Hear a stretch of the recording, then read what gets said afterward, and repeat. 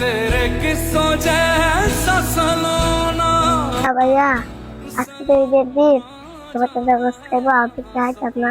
হরে ভাই খাবি, আমরা তো গরিব মানুষ, আমরা তো আর কোরবানি দিতে পারি না। আচ্ছা দেখি কোনো একখান থেকে আল্লাহ ব্যবস্থা করে দেবো। আচ্ছা দেখি কোনো একখান থেকে ব্যবস্থা করবো। दूर कोई खींचे नहीं, बीच से काटे माँ, आजा समझोई मुझे तेरी।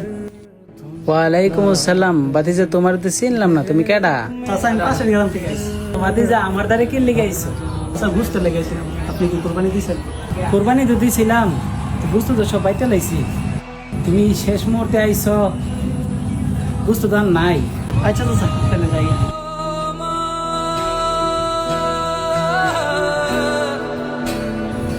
ওই গো সুমনের মা, ফ্রিজের মধ্যে জানেন 30 কেজি মাংস দিয়েছিলাম, 5 কেজি নাই ডালাইও।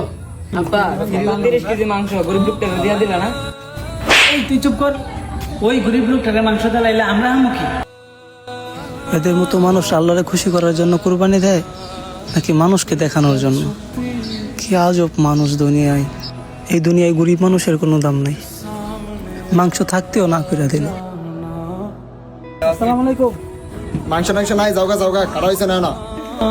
ढूंढा तुझे थक गई है अब तेरी माँ, आजा समझोई। আসসালামু আলাইকুম, ঘরে কেউ আছেন? আইছিলাম ভাই মাংসর লাগি। মাংস নাই, যাওগা যাওগা যাওগা, মাংস নাই। ऐसा सलोना सलोना जहाँ है यहाँ सपनों वाला मेरी पत्ता। সাজিদ, ऐसा सलोना